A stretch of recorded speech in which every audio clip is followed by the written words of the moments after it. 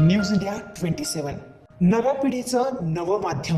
नाशिकमध्ये ज्येष्ठ नागरिकांची मोठ्या प्रमाणात आर्थिक फसवणूक झाल्याची धक्कादायक घटना समोर आली आहे। ईशान्य भारतातील आसाम, मेघालय आणि अरुणाचल प्रदेश सहलीचे आमिष दाखवून 73 ज्येष्ठ नागरिकांकडून तब्बल 29,20,000 रुपये उकळल्याप्रकरणी 2 टूर ऑपरेटर विरुद्ध मुंबई नाका पोलीस ठाण्यात गुन्हा दाखल करण्यात आलाय।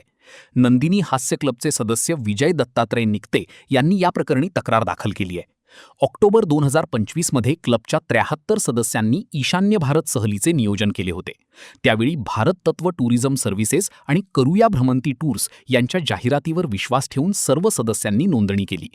तक्रारीनुसार करूया भ्रमंती टूर्सचे संचालक राजेंद्र चंद्रशेखर देशपांडे आणि भारत तत्व टुरिझम सर्व्हिसेसचे संचालक जयदीप श्रीरंग काशीकर यांनी विमान तिकिटे आणि हॉटेल बुकिंगसाठी प्रति व्यक्ती 40,000 रुपये जमा करण्यास सांगितले। त्यानुसार एकूण 29,20,000 रुपये जमा करण्यात आले।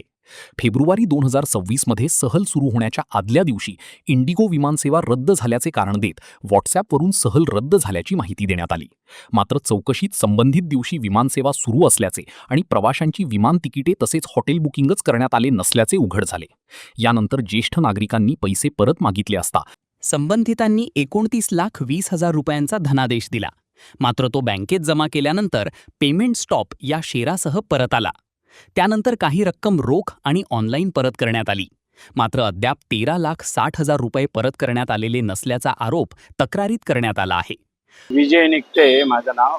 तर आम्हाला जी टूर आम्ही पाहिली अशी ती टूर, तर ती टूर आम्ही सर्व आपलं पहिल्यांदा आम्ही यांच्याकडे गेलो, देशपांडेंकडे गेलो, राजेंद्र देशपांडे।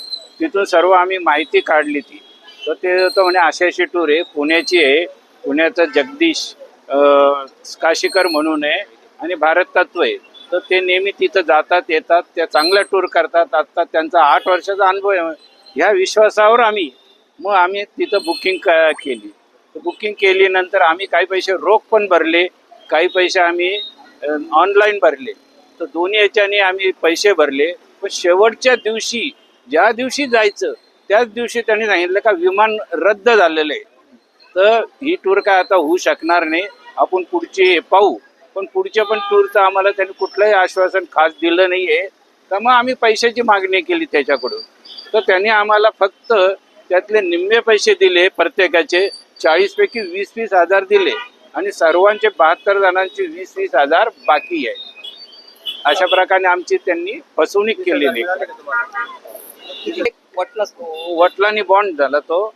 तर त्यांनी काय लिहिलं, पहिल्यांदा म्हणजे आम्हाला चेक दिला, म्हणे तुम्ही ही शुअरिटी आहे आमच्याकडे, तुमच्याकडे, पण तो चेक आमचा वटलाच नाही। 60,000 त्याच्याकडे बाकी आहे। नोटरी पण त्यांनी करून दिली स्वखुशीने, स्वतः नोटरी करून दिली स्वखुशीने त्यांनी। आम्हाला ॲड्रेस आम्ही त्याचा राजेंद्र देशपांडे कडून आम्हाला मिळाला तो शंकर मार्ग। तो फरार आहे, फरार। आता त्याचा कुठलाच कॉन्टॅक्ट होत नाहीये त्याच्या। आम्ही ऑफिसमध्ये पण फसवणुकीची खात्री झाल्यानंतर विजय निकते यांनी मुंबई नाका पोलीस ठाण्यात तक्रार दाखल केली।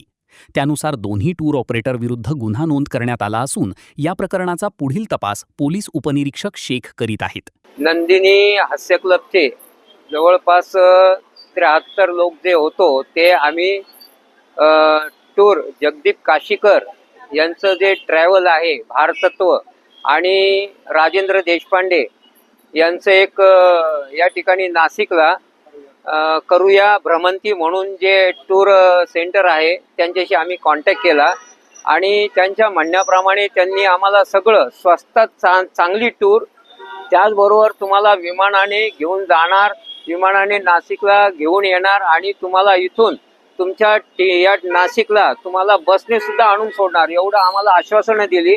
परंतु आम्ही सगळे 29,20,000 रुपये टोटल भरले।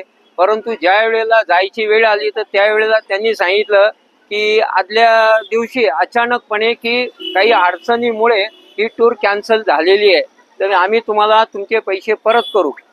पण टूर का कॅन्सल झाली त्यांनी जी कारणं सांगितली ती आम्हाला बिलकुल पटली नाही। आम्ही सर्व गोष्टी चेक केल्या, नेटवरती मुलांनी चेक केल्या, आम्ही चेक केल्या सगळ्यांनी। तर ते विमान सुद्धा इंडिगोचं गेलेलं होतं आणि कुठल्याही प्रकारे त्यांनी त्या ठिकाणी हॉटेल सुद्धा बुकिंग केलेलं नव्हतं. हा संशय आल्यामुळं मग आम्ही थोडंसं वातावरण आमचं खराब झालं. मग आम्ही सल्ला घेतला काय करायचं. मग आम्हाला समजलं पोलीस स्टेशनला तुम्ही FIR द्या. त्या पद्धतीने आम्ही आज पोलीस स्टेशनला जवळपास 8 ते 10 दिवसापासून चक्रा मारत होतो आणि त्यांनी आम्हाला पोलीस स्टेशनने खूप चांगलं मुंबई नाका पोलीस स्टेशनने सहकार्य केलं.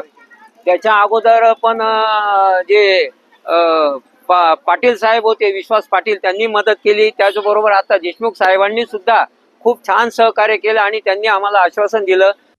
ज्येष्ठ नागरिकांच्या विश्वासाचा गैरफायदा घेत लाखो रुपयांची फसवणूक झाल्याच्या या घटनेमुळे नाशिकमध्ये खळबळ उडाली असून अशा टूर कंपन्यांवर अधिक कडक कारवाई करण्याची मागणी होत आहे.